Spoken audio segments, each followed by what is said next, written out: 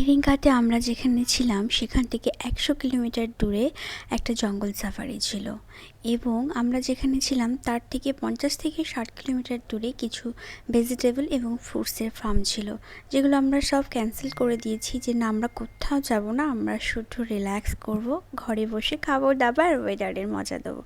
কিন্তু স্নান সেরে ব্রেকফাস্ট করে আর ভালো লাগলো না। তখন সোনাকে বললাম যে সোনা, ঘরে বসে থাকতে আর ভালো লাগছে না, তো চলো সামনে একটা পার্ক আছে না, পার্ক মানেই মাসাইদের কিছু দোকানপাট আর কি, ওদের কিছু জিনিস বিক্রি হয় ওখান থেকে ঘুরে আসি। তো ওখানে ঘুরতে গিয়েই আমার এই সুন্দর নার্সারিটা চোখে পড়লো, জানো তো, যেখানে অনেক ভ্যারাইটি রকমের ফ্লাওয়ার ছিল এবং কিছু পাতাবাহার গাছ ছিল যেখানে আমরা আমাদের এই ওয়েদারে নিয়ে আসতে পারতাম না, সেটা হচ্ছে ঠান্ডার ওয়েদারেই বেঁচে থাকা পসিবল।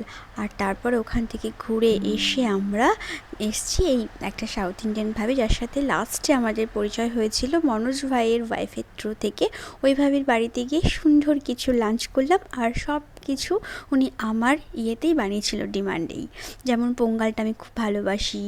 তো ওখান থেকে লাঞ্চ সেরে আমরা বেরিয়ে পড়লাম এই যে সানসেটের উদ্দেশ্যে। সানসেটে গিয়ে এতই বৃষ্টি যে সানসেট তো দেখাই হলো না, এই ওয়েদারের মজা নিয়ে বাড়ি ফিরলাম। বাই।